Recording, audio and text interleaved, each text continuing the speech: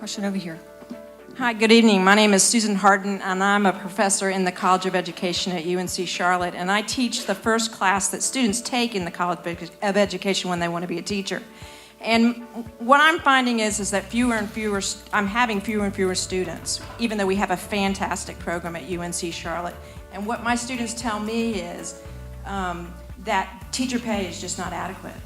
They can go into nursing or engineering or computer science, and the fact of the matter is that there are options. So my question to you is, number one, what can we do about the pipeline? Number two, what can we do about teacher pay, and is even targeting to be within the top 25 when my students are graduating and going to Texas and South Carolina to teach? Is that enough of a goal to attract students when their options among other careers are so much better? Well, I'll take that one. We have really invested very heavily in raising teacher pay now for 6 solid years. And now I think where we're really doing well is on new teachers. We've consistently raised it, getting the average up to $50,000. There's been some challenges where the feedback I've heard, I've got plenty of relatives who are teachers. The complaint I've heard is those who've been in the system longer saying, hey, why are the newer teachers getting a bigger raise than those who've been here longer? And so that's a fair question. That's something that we are continuing to invest in. The other thing I hear about is, well, I'm getting a raise, but my insurance premiums went up. And my insurance premiums are more than that. And again, that creates an issue. So that's something that we're going back looking at as well. Of course, we don't set those. Those are set through an actuarial table under the Treasurer's office.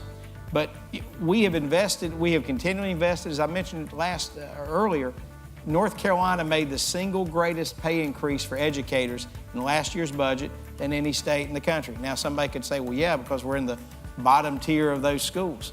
But we are where we are, but we're working to get those up, and we are improving and we are increasing. But you can't, it's like any other thing. It's not a problem that happened overnight, and you're not going to fix it overnight. And it takes a long-term approach, and that's what we're doing. But we have a finite amount of money that we're putting in. We're seeing actually more revenue coming in even by reducing tax rates. We think that's encouraging more growth in the state.